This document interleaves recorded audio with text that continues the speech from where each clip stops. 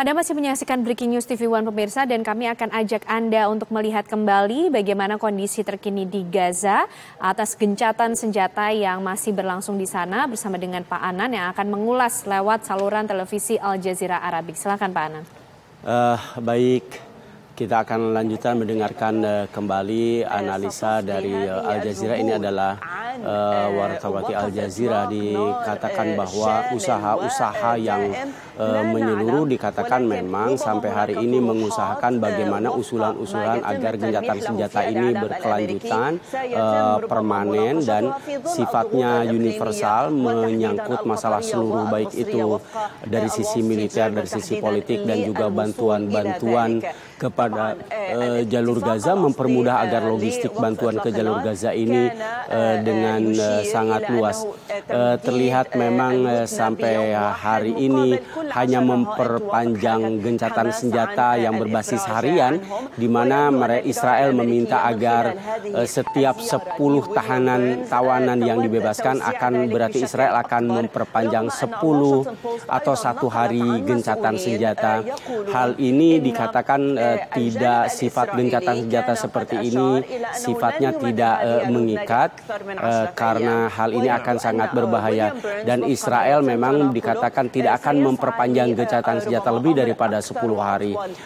Tetapi William Burns mengatakan bahwa kita menginginkan bahwa gencatan senjatanya lebih panjang dan lebih permanen dan lebih kuat ke depannya. Tekanan dari Amerika Serikat kepada Israel memang sampai hari ini belum menemukan titik terang jumlah atau seperti apa sifat gencatan senjata ke depannya. Dikatakan bahwa memang yang diinginkan oleh Amerika ini adalah gencatan senjata yang sifatnya permanen. Memang ada keraguan-keraguan yang terjadi antara beberapa pihak, baik dari Israel ataupun Hamas dan Amerika Serikat. Dikatakan bahwa sampai hari ini Amerika Serikat juga masih meragukan apakah bantuan seperti apa yang akan diberikan kepada Israel. Ini adalah wartawati Al Jazeera di Washington DC, dan sekarang Ilyas Karom dari Tel Aviv, dan juga wartawan Al Jazeera dari Doha. William Burns dikatakan sudah mengunjungi Doha pada hari ini, bagaimana membicarakan tentang gencatan senjata yang akan dilanjutkan lebih mendalam. Dan selanjutnya Al Jazeera akan mengadakan liputan ke rumah sakit di daerah Khan Yunis bersama seorang wartawan Al Jazeera yang ada di sekitar Khan Yunis, akan memberikan laporannya. Kami sekarang berdiri di sebuah rumah sakit Ashifa yang khusus mengobati masalah ginjal, bahwa bagian ginjal ini memang sebelumnya kosong, tetapi hari ini dengan bantuan yang datang, masalah pengobatan di rumah sakit Ashifa ini akhirnya bisa beroperasi.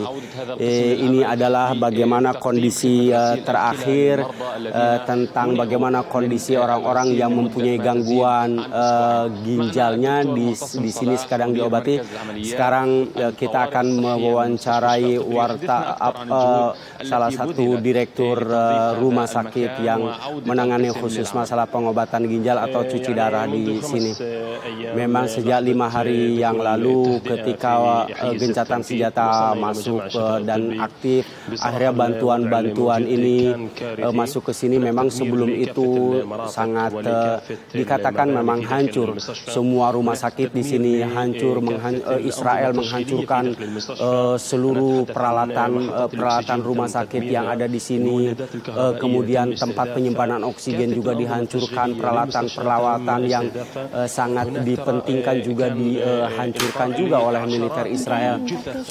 Begitu banyak sekarang dikatakan di dalam rumah sakit itu banyak mayat-mayat yang sudah membusuk ketika gencatan senjata dimulai, dan sekarang di sini juga begitu banyak orang-orang yang terluka, sampai saat ini belum diobati secara keseluruhan, masih ada di bagian emergensi atau gawat darurat. Di sini ada 180 orang yang terluka dari bagian selatan jalur Gaza, dan kita memang terus berusaha bagaimana melengkapi seluruh bantuan-bantuan pengobatan yang lebih lebih sempurna. Kami memang berusaha sekarang di awal ini bagaimana membersihkan dalam rumah sakit dari semua bekas-bekas atau kehancuran-kehancuran yang merupakan dampak daripada serangan militer penjajah Israel ke dalam rumah sakit ini.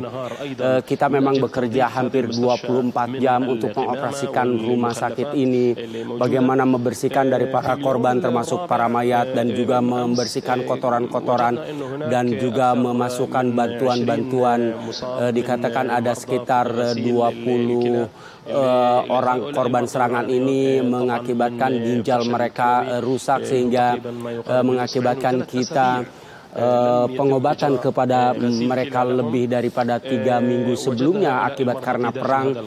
Mereka tidak mendapatkan pengobatan apapun. Oleh karena itu ketika sekarang dalam gencatan senjata akhirnya Rumah Sakit Ashifa mengaktifkan kembali divisi cuci darah ini. Wartawan Al Jazeera bertanya apakah diperkirakan kira-kira divisi cuci darah ini mendapatkan semacam untuk bahan bakarnya, apakah bisa mencukupi. Ya memang kita melihat ke kondisi genset memang sangat sulit sekali mendapatkan bantuan bahan bakar yang mencukupi. Jadi kesulitannya sangat luar biasa. Kita memang melihat juga begitu banyak ruangan-ruangan yang sampai sekarang belum bisa diaktifkan. Tenaga-tenaga medis juga belum banyak yang bisa masuk karena sebagian besar dari mereka juga merupakan korban dari para korban perang. Hari ini kita tahu sampai jam 10 malam terus mengadakan pengobatan dan pembersihan rumah sakit itu. Itu adalah berita terbaru dari Rumah Sakit Ashifa yang sempat menjadi salah satu target dari militer penjajah Israel beberapa hari yang lalu. Baik, Pak Anan, kita nanti masih akan terus mengulas untuk mengetahui bagaimana kondisi terkini di Gaza atas gencatan senjata yang kemudian diperpanjang. Sampai hari ini juga masih terjadi gencatan senjata di sana. Usai jeda pemirsa, Breaking News TV One masih akan kembali hadir untuk Anda. Baik, Anda masih menyaksikan Breaking News TV One, pemirsa. Kami masih akan terus mengajak Anda untuk melihat bagaimana situasi terkini di Palestina, di jalur Gaza, atas gencatan senjata yang kemudian disepakati antara Israel dan juga Hamas dan bahkan diperpanjang, bersama dengan Pak Anan yang akan mengulasnya lewat saluran televisi Al Jazeera Arabic. Silakan Pak Anan. Baik, Ken, sebentar lagi kita akan mendengarkan kembali siaran dari Al Jazeera TV. Sekarang laporan dari wartawan senior Al Jazeera Wail Ad-Dahdu, dikatakan bahwa beliau berada di sekitar Rafah atau di wilayah Rafah. Dikatakan bahwa berita-berita yang kita lihat di lapangan adalah bagaimana melihat kondisi di jalur Gaza bagian utara. Begitu banyak juga sebenarnya militer Israel yang terluka dan yang menjadi korban dari perang sebelumnya, dan juga banyak juga yang dari Hamas juga yang terluka. Tetapi hal ini memang dikatakan tidak menutup kemungkinan akan gencatan senjata ini bisa berhenti di tengah jalan karena melihat kondisi tersebut, atau bisa juga mereka akan memperpanjang gencatan senjata. Bahwa pada hari ini dikatakan bahwa beberapa beberapa penyeberangan yang ada di jalur Gaza ini memang ditutup total. Bahwa gencatan selanjutnya adalah Izzuddin Al-Qassam sebelumnya sudah membebaskan beberapa para tawanan, dan ini dikatakan pada hari ini dikatakan sudah memasuki fase kelima pembebasan dari para tawanan, dan Hamas memang sudah berusaha mengikuti seluruh pasal-pasal atau draft yang tercantum di dalam gencatan senjata. Bahwa hal umum yang dilihat lebih awal, lebih utama adalah bagi Brigade Izzuddin Al-Qassam dan Palestina adalah bahwa Palestina dan seluruh faksi-faksi perlawanannya adalah bagaimana berpegang teguh kepada kesepakatan perjanjian gencatan senjata yang sudah disepakati sebelumnya. tetapi memang ini berbeda dari yang dilakukan oleh Israel yang memang sudah beberapa kali dikategorikan sebagai pelanggaran terhadap gencatan senjata. Itu adalah laporan dari Wail Dahdu, wartawan senior Al Jazeera dari perbatasan Rafah, perbatasan antara jalur Gaza dengan Mesir, di mana ada pembebasan beberapa tawanan pada hari ini. Dikatakan bahwa oleh wartawan Al Jazeera bahwa memang ada usaha-usaha antara beberapa pihak agar gencatan senjata ini diperpanjang. Dikatakan bahwa memang ini adalah apa yang harus kita bahas lebih detail terhadap apa yang terjadi di jalur Gaza, terutama bagian utara, bagaimana kita melihat pada hari ini di mana gentatan senjata pada hari ini justru terjadi semacam ada aksi serangan yang dilakukan oleh militer Israel pada hari ini di jalur Gaza bagian utara. Ya, selanjutnya kita akan melihat apa yang terjadi di jalur Gaza bagian utara pada hari ini setelah gencatan senjata. Ini adalah bagian utara dari jalur Gaza, ada Bait Lahya, ada Bait Hanun, ada Jahar Adi, kemudian ada Asyati, dan juga ada Tel Al-Hawa, daerah Tel Al-Hawa. Di daerah Bait Lahya dikatakan adalah dua hal yang penting yang harus kita lihat, adalah bahwa militer Israel sekarang sudah berkuasa menguasai hampir seluruh wilayah jalur Gaza bagian utara setelah gencatan senjata. Ini dikatakan bahwa antara Hamas dengan militer penjajah Israel memang sepertinya ada berjarak sekitar 10 meter saja di lapangan jalur Gaza bagian utara. Ketika setelah gencatan senjata ini memang ada semacam pergerakan atau semacam persiapan militer Israel yang terus mendekati posisi daripada para faksi perlawanan, baik itu Hamas dan faksi perlawanan yang lainnya. Bahwa pesan yang sangat kuat adalah ketika selama gencatan senjata yang ini adalah hari yang kelima ini memang bisa dikatakan tidak seimbang antara dua kekuatan ini, antara kekuatan Israel dengan kekuatan Hamas ini. Kita lihat memang begitu banyak aksi-aksi militer yang terus terjadi di wilayah jalur Gaza bagian utara. Memang aksi-aksi atau bentrokan dan tembak-menembak ini memang tidak dikategorikan sebagai yang akan membatalkan gencatan senjata di jalur Gaza, karena memang yang dilakukan oleh Israel ini tidak mendapatkan balasan dari pihak Brigade Al-Qassam dari Hamas, bahwa hal ini memang bisa mengakibatkan beberapa orang terluka yang terjadi di jalur Gaza bagian utara.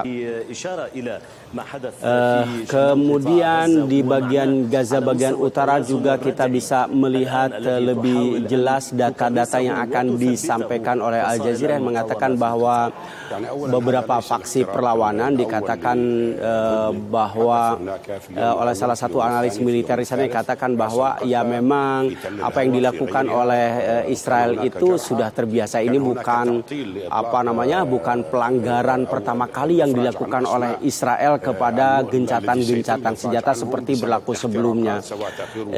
Nah, ini apakah misalnya pelanggaran-pelanggaran terhadap gencatan senjata ini begitu banyak sekali, misalnya bantuan yang sangat kurang masuk seperti yang dijanjikan per hari, ada 200 kendaraan bantuan yang masuk, tapi sampai sekarang ini belum sampai di angka tersebut, terutama dengan apa yang disebutkan sebelumnya. Memang ada hal-hal yang sangat prinsipil yang kita bicarakan yang disebut dengan pelanggaran atau pembatalan terhadap gencatan senjata. dikatakan bahwa kalau militer Israel dikatakan melakukan pelanggaran yang sangat prinsipil dan mendasar, maka ini berarti militer Israel ini mundur ke belakang. Mereka mundur ke belakang, bisa saja mereka lebih masuk lebih ke tengah dan mendekati para pejuang Hamas misalnya. Mereka semakin berdekatan dengan jarak yang sangat dekat, ini pasti akan ada semacam balasan dari para faksi perlawanan di Palestina, baik dari Hamas ataupun dari Saroy Al-Qudus yang ada di sana. Ini dikatakan bahwa sebetulnya itu adalah sifatnya lebih kepada pertahanan, seperti Hamas yang ada di dalam terowongan, bersembunyi di bawah terowongan, atau misalnya militer Israel memasukkan semacam tank-tank yang terus dimasukkan ke jalur Gaza bagian utara yang lebih dalam lagi dari sekedar sebelumnya yang hanya di pinggiran jalur Gaza. Dikatakan bahwa memang tadi pergerakannya hanya sedikit saja, dan mereka meledakkan beberapa gedung. Ya bisa saja yang terjadi akhirnya adalah mereka akan meledakkan seluruh gedung yang ada di jalur Gaza bagian utara. Mungkin mereka menghancurkannya hanya dengan remote control dari jarak jauh. Mungkin mereka sudah menyediakan bahan-bahan peledak di beberapa gedung, sehingga itu sangat mudah sekali sebetulnya dikategorikan sebagai hal-hal yang membatalkan gencatan senjata. Tetapi ketika Anda membatalkan gencatan senjata ketika mengancam keamanan Anda sendiri, inilah yang bisa saja terjadi, akhirnya mendapatkan balasan dari faksi perlawanan Palestina. Dikatakan bahwa apabila terjadi misalnya militer Israel ternyata terluka akibat ada balasan, dan juga bahkan yang terluka ini adalah para perwira dan juga para tentara Israel yang ada di jalur Gaza bagian utara, akhirnya mengakibatkan militer Israel untuk semacam mengadakan serangan balasan, yang artinya itu adalah membatalkan gencatan senjata. Kita lihat data-data dari militer Israel yang melihat berapa orang yang terluka dan angka-angka yang begitu banyak di sini, dan saya kira memang angkanya akan terus naik dari sejak 7 Oktober sampai hari ini. Kita bisa diskusikan apakah angka-angka ini benar atau tidak. Ini kan menjadi sebuah pertanyaan. Apakah angka ini benar atau tidak? Apakah ini adalah realitas yang terjadi? Kita tidak tahu realitas yang sebenarnya. Kita memang melihat angka-angka ini dengan detail melalui sebuah data yang sangat jelas. Tetapi kita tidak tahu apakah ini benar atau tidak, apakah informasi yang diberikan oleh Israel itu adalah benar atau tidak. Ini kita sama sekali tidak bisa memastikan. Bisa dikatakan misalnya saja IDF mengumumkan bahwa satu orang tentara Israel terluka atau meninggal dunia. Nah, ini kita tidak bisa memastikan berapa yang sesungguhnya. Ini tidak ada di sini kebebasan ekspresi, kebebasan para jurnalis untuk mengadakan liputan. Tetapi permasalahannya kita tidak bisa memastikan. Kita tidak bisa memastikan dan tidak bisa juga menyembunyikan data-data yang ada di lapangan. Tetapi saya kira beberapa hari kemudian atau beberapa bulan kemudian, hari-hari ini, waktu ini akan bisa memastikan angka sebetulnya. Misalnya juru bicara Hamas Abu Ubaidah mengatakan memberitakan sesuatu yang berbeda dengan IDF. Misalnya Abu Ubaidah mengatakan angka-angka tertentu. Okelah, misalnya kita mengambil data dari Abu Ubaidah. Tetapi permasalahannya adalah apakah angka-angka itu juga bisa 100% bisa dipastikan. Kita prediksi dari Abu Ubaidah itu adalah dihitung dari berapa alat atau semacam misalnya kendaraan lapis baja atau tank-tank Merkava Israel yang hancur. Kita tidak bisa memastikan di dalam tank itu ada berapa orang sebetulnya. Kita lihat peralatan-peralatan Israel yang dihancurkan. Siapa yang bisa menjamin bahwa orang yang di dalamnya ini mati atau terluka? Kita lihat dari beberapa video yang terlihat, misalnya beberapa fase yang bisa kita lihat. Gambar misalnya pertama ada tank Merkava yang dihancurkan, itu gambar yang pertama kita lihat. Atau misalnya dari lapis baja yang lain. Maka ledakan pertama, misalnya ledakan pertama itu adalah apakah itu menandakan misalnya seluruh orang yang di dalamnya, apakah seluruh yang di dalamnya itu akan meninggal? Kemudian yang kedua, mungkin saja misalnya gencatan tembakan itu di daerah sebetulnya wilayah militer Israel itu tidak begitu banyak. Biasanya ada tentara-tentara yang berjalan di sampingnya, maka ketika tank itu hancur maka akan mengakibatkan melukai atau bahkan membunuh beberapa tentara Israel yang ada di sampingnya, yang membawa senjata, yang membawa alat informasi. Lalu ketika terjadi ledakan tank atau kendaraan lapis baja ini, nah ketika tentara itu keluar di situ, apakah misalnya kita bisa memastikan mereka meninggal? Saya tidak bisa memastikan apakah itu meninggal atau tidak. Tetapi yang pasti adalah di antara mereka ada yang meninggal, pasti juga ada yang terluka. Tetapi informasi dari Israel mungkin apakah mereka 50 kali lipat dari apa yang diberitakan, atau misalnya apa yang diberitakan oleh dari Abu Ubaidah juga berkali lipat dari apa yang diinfokan. Maka sistem balancing informasi kedua belah pihak adalah tidak mungkin kita mengatakan 100% percaya. Tetapi jumlah yang disampaikan itu adalah lebih sedikit daripada apa yang disampaikan oleh data-data yang disampaikan oleh Abu Ubaidah. Walaupun demikian, apapun dengan analisa yang Anda sampaikan adalah bahwa saya yakin bahwa atau bisa kita katakan hampir dikatakan sampai 400 orang yang meninggal dunia dalam serangan mereka ke jalur Gaza dibandingkan dengan yang sebelumnya, yang sebetulnya tidak mencapai ratusan, sangat sedikit sekali. Kita lihat pada tahun-tahun sebelumnya, pada tahun 48. Ini angka-angka yang kita lihat misalnya tahun 48 yang misalnya dikatakan kemudian mungkin kalau dikategorikan dari tahun 48 dan selanjutnya, kemudian pada tahun 67 misalnya ada sebuah angka yang melihat tentara Israel dengan jumlah tertentu, kemudian dari militer Arab pada tahun 67 waktu itu datanya memperlihatkan begitu angka yang sangat signifikan antara kedua belah pihak yang sangat berbeda, korban yang terjadi antara militer Israel dengan dari pasukan gabungan Arab pada waktu itu di tahun sekitar tahun 67. Dikatakan bahwa tahun 67 itu adalah perang tank yang sangat besar. Dan pada akhirnya dikatakan bahwa militer Israel akhirnya menang karena memang kekuatan senjata mereka sangat banyak sekali.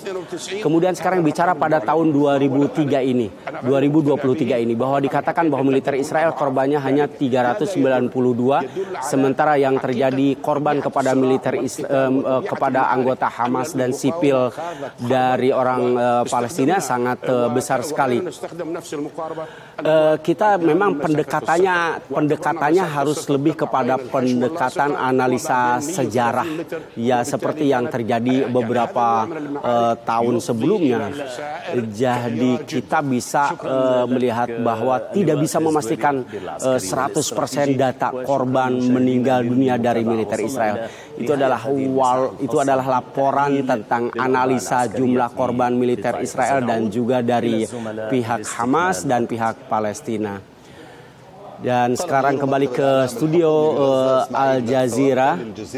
Dikatakan bahwa ada semacam larangan bahan bakar untuk masuk ke jalur Gaza, terutama jalur Gaza bagian utara, batasan-batasan yang sangat sedikit sekali. Sampai hari ini, sejak 50 hari ini, Gaza bagian utara belum masuk bantuan apapun, apalagi yang namanya bahan bakar. Sampai hari ini Gaza bagian utara memang belum ada setetes bahan bakar yang masuk ke jalur Gaza bagian utara. Ini adalah wartawan Al Jazeera yang ada di lapangan langsung di jalur Gaza bagian utara. Dikatakan bahwa ratusan kendaraan atau ratusan truk bantuan yang masuk ke jalur Gaza ini tidak sampai ke jalur Gaza bagian utara. Bahkan sampai hari ini dikatakan bahwa Gaza bagian utara ini merupakan dalam kondisi krisis kemanusiaan yang sangat luar biasa. Kondisinya sangat mengkhawatirkan, maka pihak-pihak internasional harus memperhatikan hal ini. Ini adalah laporan terkini yang terjadi di jalur Gaza bagian utara, dan yang dikatakan bahwa bantuan-bantuan kemanusiaan sesuai dengan kesepakatan gencatan senjata sampai hari ini belum ada yang masuk ke jalur Gaza bagian utara. Yaitu kan kondisi terakhir yang ada di jalur Gaza bagian utara. Pak Anan, ini yang menjadi fokus adalah kemudian keputusan untuk melakukan perpanjangan gencatan senjata di Gaza yang kemudian disepakati melalui mediasi Qatar hanya beberapa jam sebelum gencatan senjata itu harusnya berakhir. Apakah memang proses mediasi dan pengambilan keputusan ini selalu untuk perpanjang atau kemudian tidak? Ini selalu dalam waktu yang begitu singkat seperti itu? Ya, karena memang kepentingannya begitu banyak ya antara kedua pihak, baik itu dari Hamas ataupun dari Israel. Hamas menginginkan gencatan senjata sistem paket seperti yang sudah terjadi per 4 hari atau per 5 hari seperti itu. Lalu disepakati angka secara keseluruhan berapa yang akan dibebaskan. Karena masih ada sekitar 185 tawanan yang di tangan Hamas. Kemudian sementara Israel, mereka menginginkan gencatan senjatanya itu harian. Setiap 10 tawanan Israel yang dibebaskan maka memperpanjang 1 hari.